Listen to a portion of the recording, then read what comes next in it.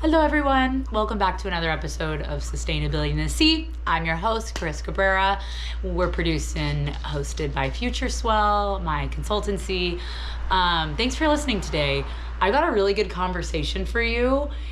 It's with a nonprofit that I've looked up to and had connections to for quite some time. I've always actually wanted them on the show, and this is a really big deal.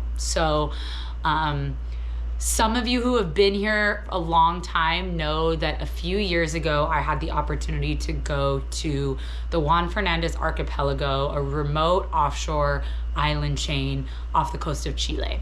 And this was through an opportunity that I got actually through Lenovo, the tech brand. They had a Work for Humankind program where they brought out volunteers to help support the local community of Robinson Crusoe Island on conservation solutions. I was the only volunteer specializing in ocean conservation. And to give you an idea, this community was about 800 people. This was a small island. And the few nonprofits working on this island, one of them was Island Conservation. Island Conservation is a international NGO. They work to holistically recover entire islands. Let me just let that sink in and why I'm so excited for this episode. They holistically recover entire island ecosystems. They address the root causes of ecosystem decline. So I live on an island. I live on Oahu in Hawaii, and we suffer from tremendous ecosystem-wide threats like invasive species. Island conservation will come into an island, eradicate those base threats like invasive species, allowing the island ecosystem to return to how it was before those introductions.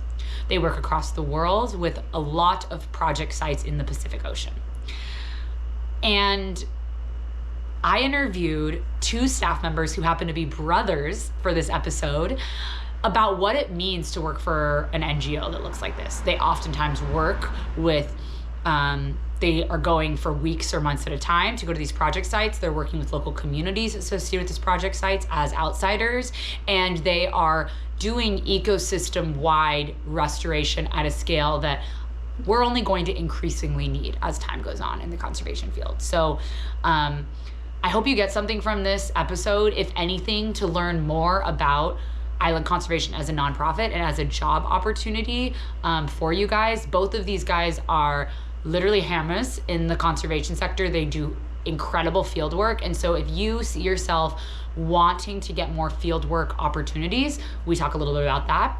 But yeah, I thanks for being here, guys. And if you haven't had a chance to listen yet, our last episode was about ocean consulting, which is how me and Alex found our hat and niche in the ocean conservation sector. And it's about how you can do that too if it's something you're looking for. And we talk about the pros and cons of it. So if you haven't listened to that, let me know. All right, let's get into it. Welcome back to Sustainability in the Sea.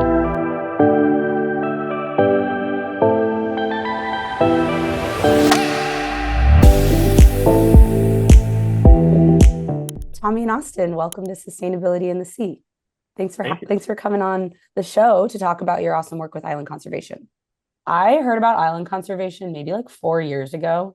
And before that, I didn't realize that there was an entire global organization focused specifically on islands, which feels like someone who grew up wanting to be a marine biologist, kind of like the dream job. So I really want to spend this episode talking about you guys' roles within the organization, some stories, kind of where you see yourself going in it. But before that, I was told that you guys are brothers, both working in island conservation. Who was the first one to get hired? That was me. I've been working for island conservation for about 15 years. It's the only real job I've ever had. I learned about island restoration projects when I was going to Cal Poly San Luis Obispo in California, and I was learning about these projects where they were removing invasive species from the Channel Islands and from islands in the Aleutians, and I immediately was kind of hooked into that. And then I somehow learned that island conservation was based in Santa Cruz, my hometown, started by a couple of university marine biology professors. And I knew that it's exactly what I wanted to do. So I applied. I ended up getting a part-time job out on the Channel Islands and have been doing this ever since. And it's been incredibly It's been an incredible, super rewarding experience. And then I was able to get my brother in on the job too, which made it even better. Yeah, Austin, were you like, what are you doing? What are you doing for Yeah, work, Tommy? Or were you like, I want that job too? a little bit of both. I was hearing all the cool stories from the field. That I mean, everything super awesome. Island work, working under helicopters, doing cool stuff. Um, the great conservation work. And I started. There was an opportunity for a photo intern in the office, and so when I was in high school, I joined as a photo intern, volunteering to go through all the photos and seeing all the cool places everyone was going and all the good work. Um, and I kind of stuck around doing part-time stuff. Eventually, I got hired by someone in the organization part-time to design some equipment for acoustic monitors for bird Birds. monitoring. They And tried then, to get me to do it. yeah, Our science director said, "Hey, Tommy, can you design some battery boxes for these song meters so that they could sit in the field and record seabirds for a long period of time?" And I had too much other stuff to do. And I said, "You know who could do that and would be really good would be Sweeps. Austin can do that." Austin, yeah. did you know how to do that before? Or were you like, I just want to get in with these guys. I'm gonna fake it till I make it and try my best. A little bit of both. My the biggest thing on my resume was just tinkering, and so I kind of reverse engineered and tinkered my way through it, and turns out they worked pretty well. And we did a couple runs of them. I helped another organization we work with design some new ones for newer acoustic monitors over the years. But yeah, that was pretty much it. Kind of like I don't know how to do it, but we'll figure out a way. They worked. I ended up deploying those things on in the Tuamotus and the Action Gambier Wow. project. So random remote little atolls out in French Polynesia, and Wow. they Yeah. worked for years. And then actually, the first time I went to French Polynesia for work, uh, when I was eventually full time, like 4 years ago, found You in found our them? partner's office, yeah, found them still sitting there. They're still using them It's 20, Wow. 10 I years think later, 7 years that's one of later. my favorite things, to be honest, is when I go to an island that we've both been on these different islands across the world working on projects, but I'll go somewhere and I'll see a sign. I'm like, this is probably Austin's was right here. This is his setup, or his field gear, Hmm. because he labels everything. But it's just kind of funny to kind of follow each other around on these projects. Yeah. And yeah. And that's such a special experience to be able to work like not just on conservation in the conservation space with someone so close to you, but literally the same organization. So, Tommy, you mentioned you guys grew up in Santa Cruz. Were you both all raised with this reverence for nature? And can you each of you share maybe a story about what originally connected you to caring for the natural world and maybe an aha moment of what Mhm. said to you, oh, I actually want to do this with my life, not just have it be a passion or a side thought. Yeah. So our dad is a botanist and Mm, has been at the University of Santa Cruz Arboretum for, gosh, probably 50 years. I mean, he's technically retired, but busier than ever. So I grew up before Austin was born. We have a big difference in our age, but he would drag me around the up and down the coast of California, collecting plants and studying plant ecosystems. My whole childhood was just in the field with him. And because botanists move so slowly, they're looking at every single plant. So me and our other brother would just kind of roam around feral. And yeah.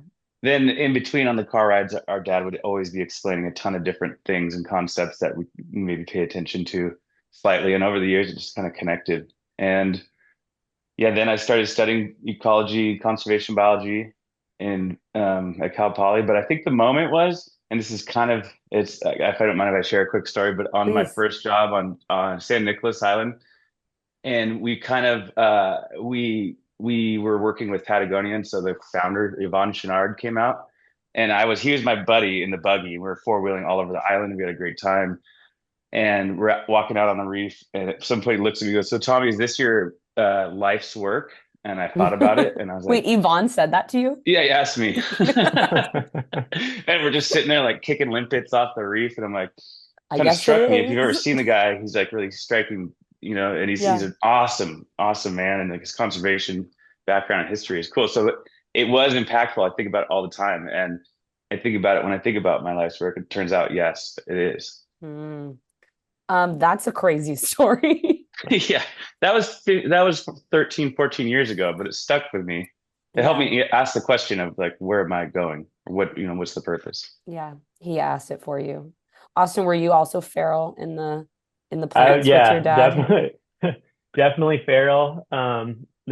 No brother my age to keep an eye on me. Yeah. So it was a lot of just roaming around with my dad, our dad, uh, in the field, sometimes getting bribed with Legos to go out on field trips with him, Hmm. because it was so slow. But definitely, I think it just percolated all the just the love for the natural Hmm. environment Yeah. and the ecosystem, especially around California, just Yeah. came through our dad. Yeah, California is such a place where there's access to so many wild spaces that you can build memories in when you're young or when you have families.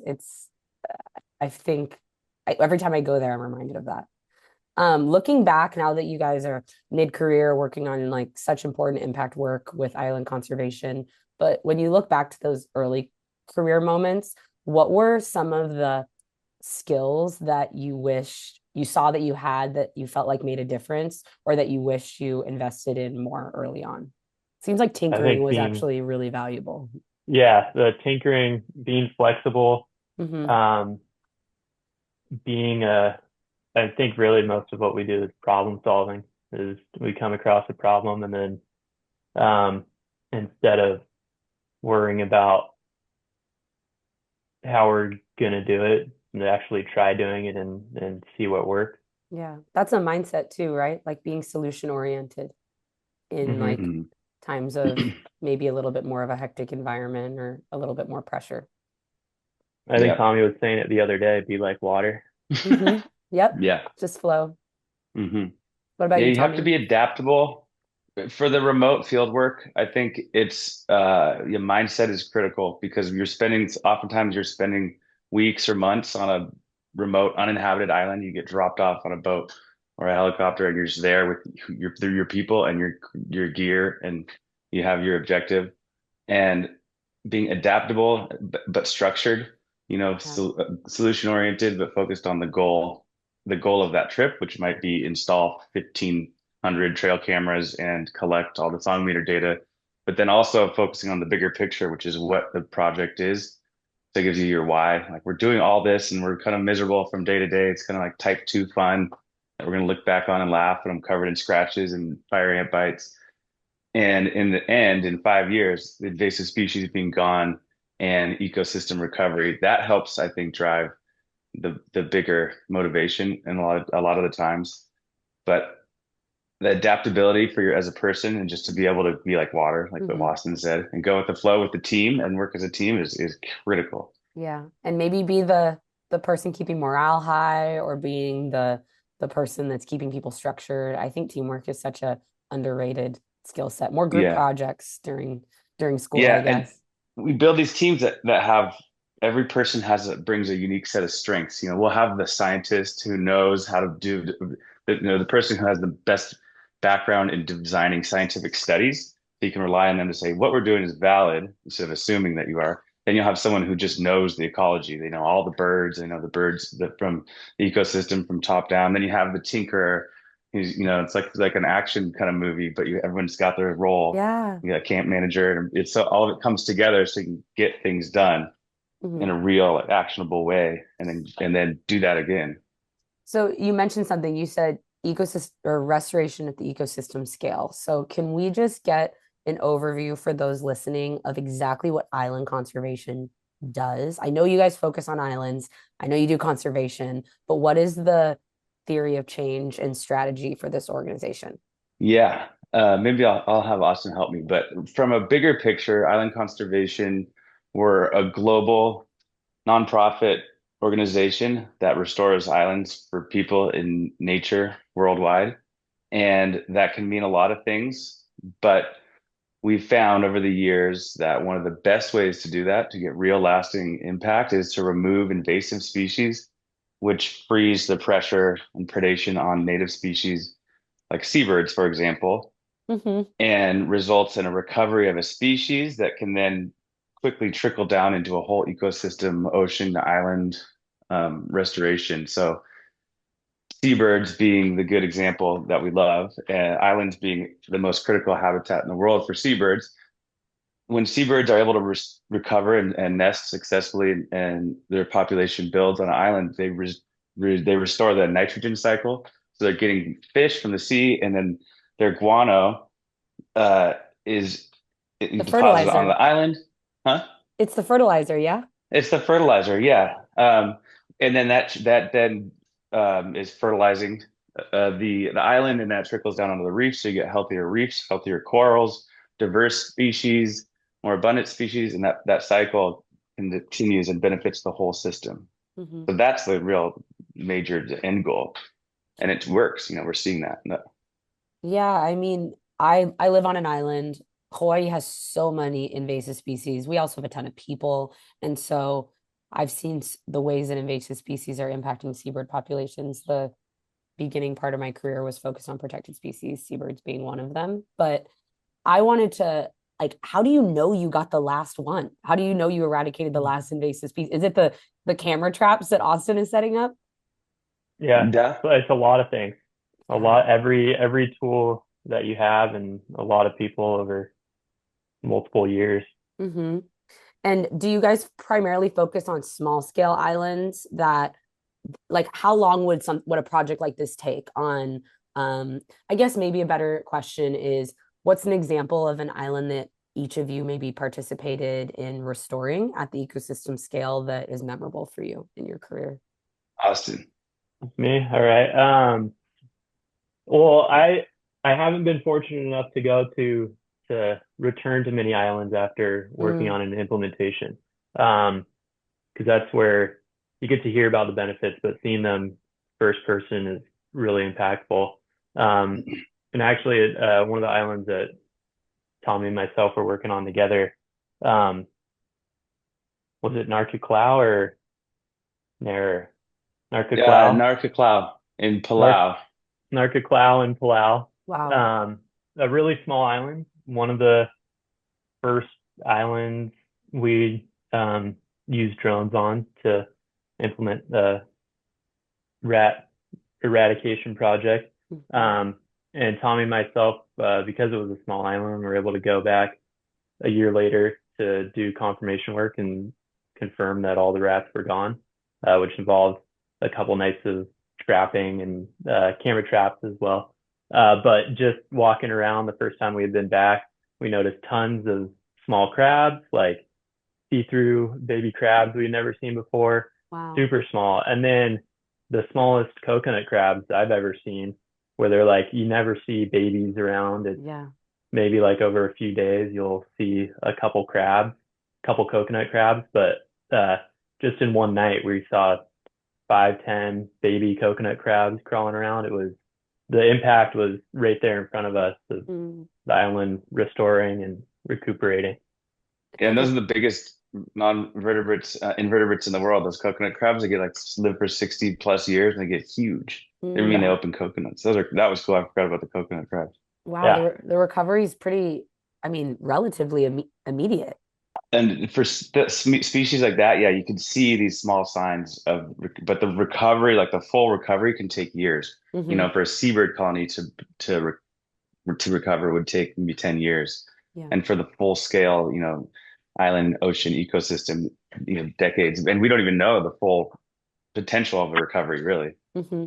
What about you, because Tommy? so I guess I've got a few, but recently I was just on an atoll in Micronesia, so close to in the same region as Palau, uh, in the Federated States of Micronesia, the state of Yap, which not a lot of people have heard of, and then there's an outer island atoll called Ulithi, and Ulithi is a project that I got involved with like 8 years ago, and it's one of the largest atolls in the world. And the Ulithi people had asked for help with removing invasive species from an island, one of the largest and most important green turtle rookeries in Micronesia. So I went there first, and the island we were looking at was it was just crawling with rats, monitor lizards, and pigs. No birds. You saw very few reptiles and no crabs. And we worked on the project planning. And 5 years later, I came back, and that was last month. And without rats and without pigs and nearly no of the invasive species, birds, roosting and flying through the forest and seeing just recovery in terms of growth. And then like the smell of the island was different right away. It hit me. It smelled like flowers kind of.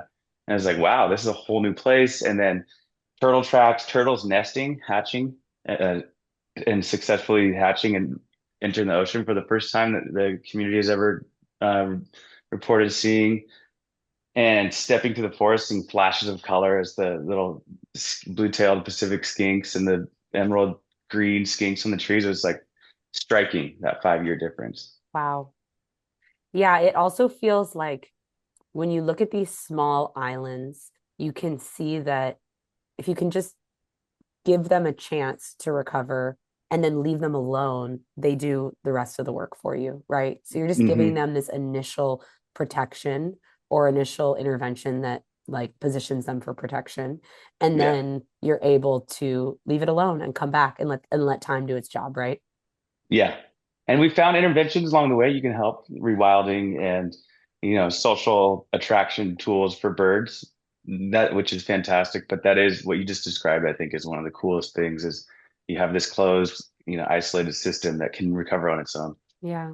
For young people who want to get more involved in this type of work, because I feel like um we're in the weeds of it, right? Of what it looks like, what island conservation does and what you guys' jobs looks like. But at the end of the day, these are field expeditions. These are hands-on with equipment, with long days in the field, with a team, potentially a few weeks, maybe a few months. And so for folks listening in the earlier part of their careers, what kind of advice would you have for them to enter a specific job like the ones you guys have? Because I feel like Austin, you came in as a photo analyzer, right? You were doing photo analysis, and then you started tinkering, and now you're working on large scale projects, right? So is it to be invest in one skill set or just to stay general and take initiative?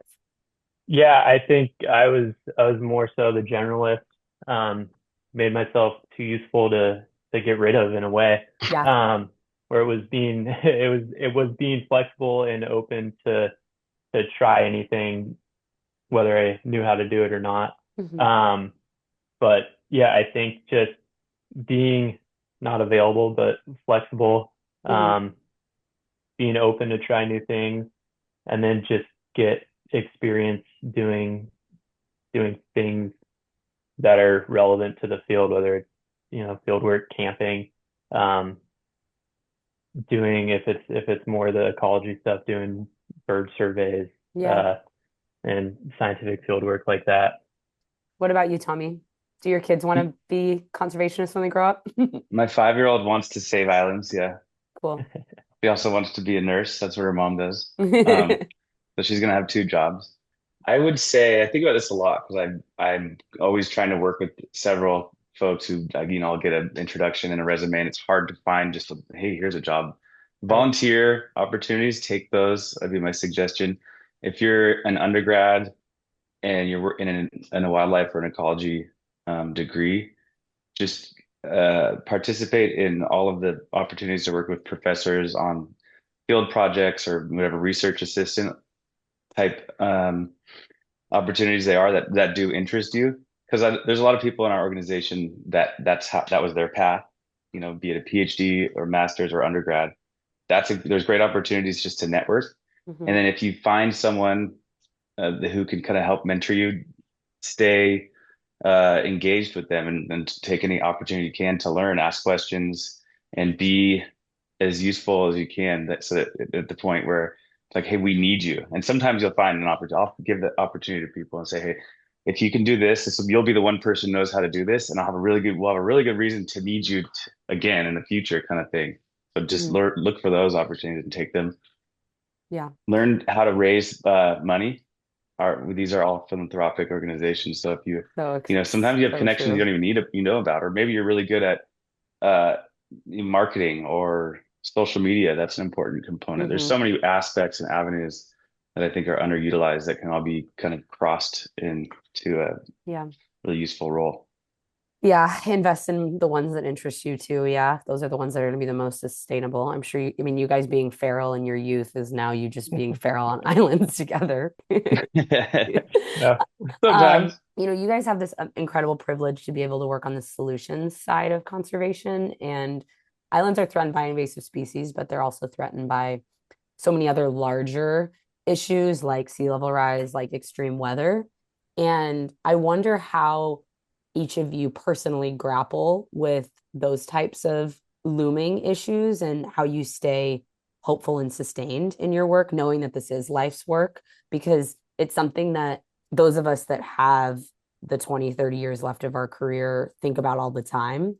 And I wonder if how you guys cope with that as individuals when you're sitting and watching on the front lines of the island crisis. Yeah, this is something that I've been thinking about a lot lately from the same project, the same place, Elitha Atoll. I was seeing clear signs of sea level rise and coastal erosion and little beach areas that I knew on some of these islands that are just wiped away. Now you're seeing the edge of the atoll, just rocks and roots of the palms falling into the Mm-hmm. ocean. And it's really important, I think, to acknowledge that there is an issue, but don't and try not to stay focused on the doom and gloom.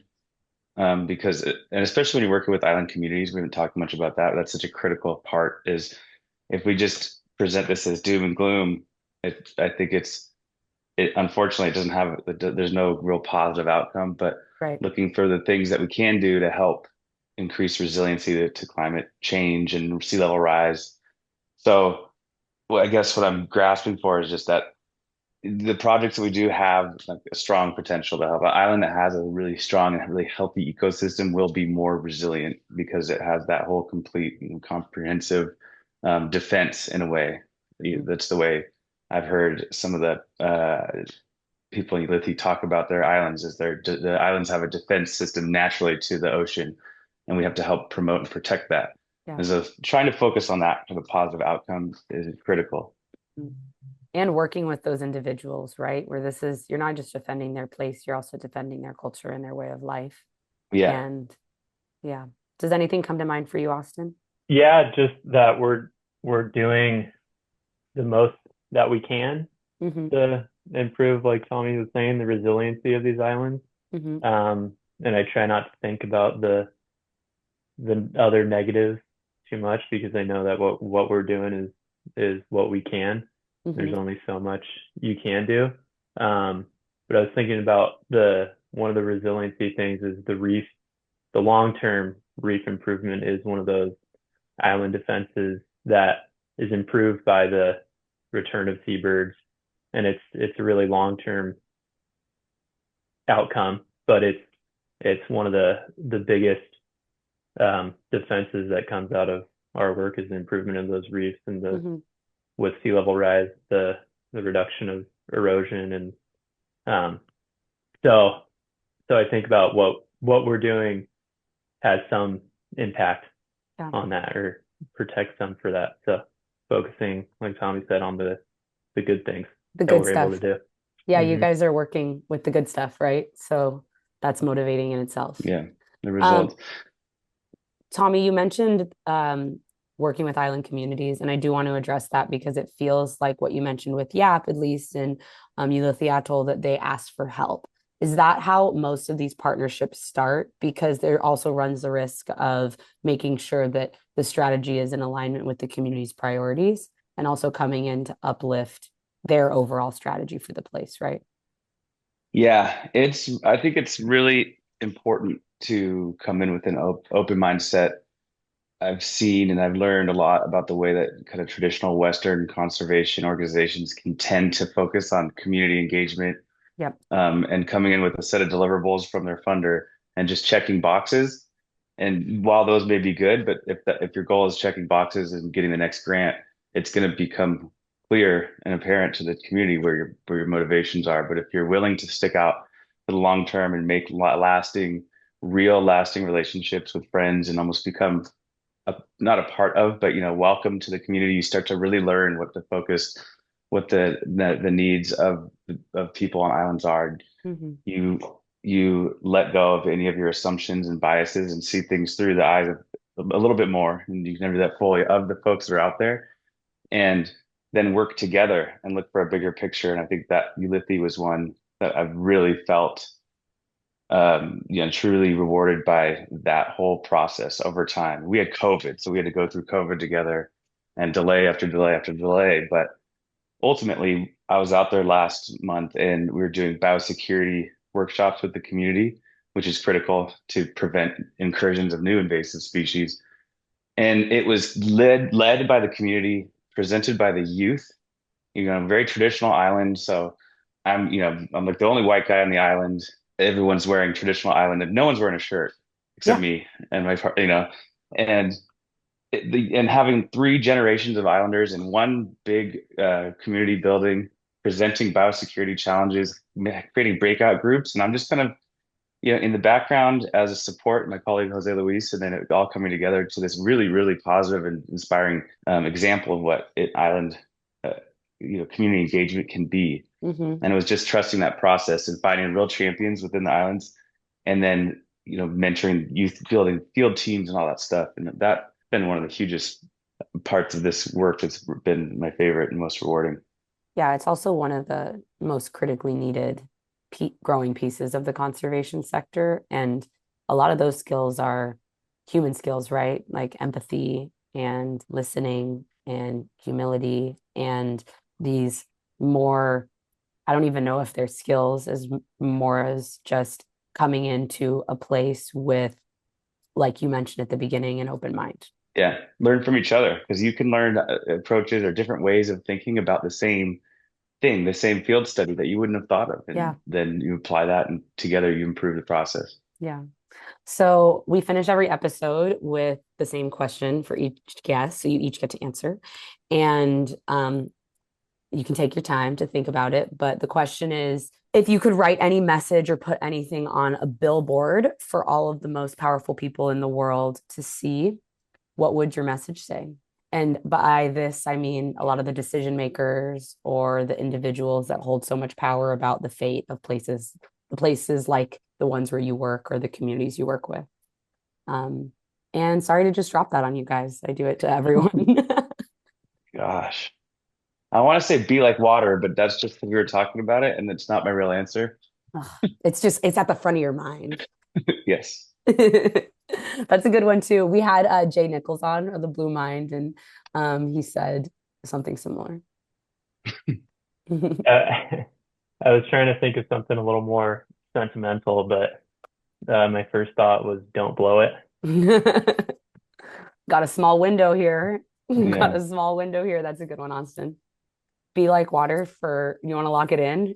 You've got your opportunity to change it right now. This is I'm trying to I'm on the cusp of something. How much time do your guests get? Whatever you need. While you think about yours, where can people connect with you both and Island Conservation, Austin? Islandconservation.org Hmm. is our website, our Instagram. I'm on Instagram too, but not very active. So if you want Cool. to see some updates, it's Yeah. Austin Shaw. I saw you can Um, support the nonprofit too by getting some merch that says Islands People mhm. Nature or People Nature Conservation. And I thought that was really cool. The Yeah, rebrand's looking great.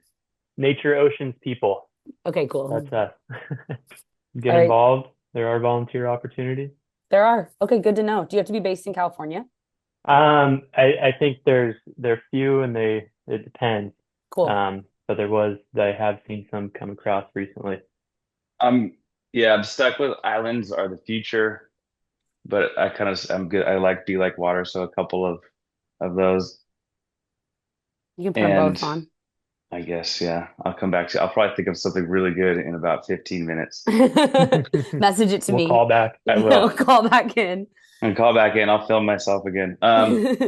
Yeah, Austin said it to find us. Communications team is doing a really good job of stepping it up and things are looking good. Yeah. I'm Tango Hotel with two L's at the end on Cool. Instagram. your field username. It's my life username. I've adopted it. Fully. Well, thank you guys both so much for coming on Sustainability in the Sea, for sharing your work, and also for doing the work that you're doing.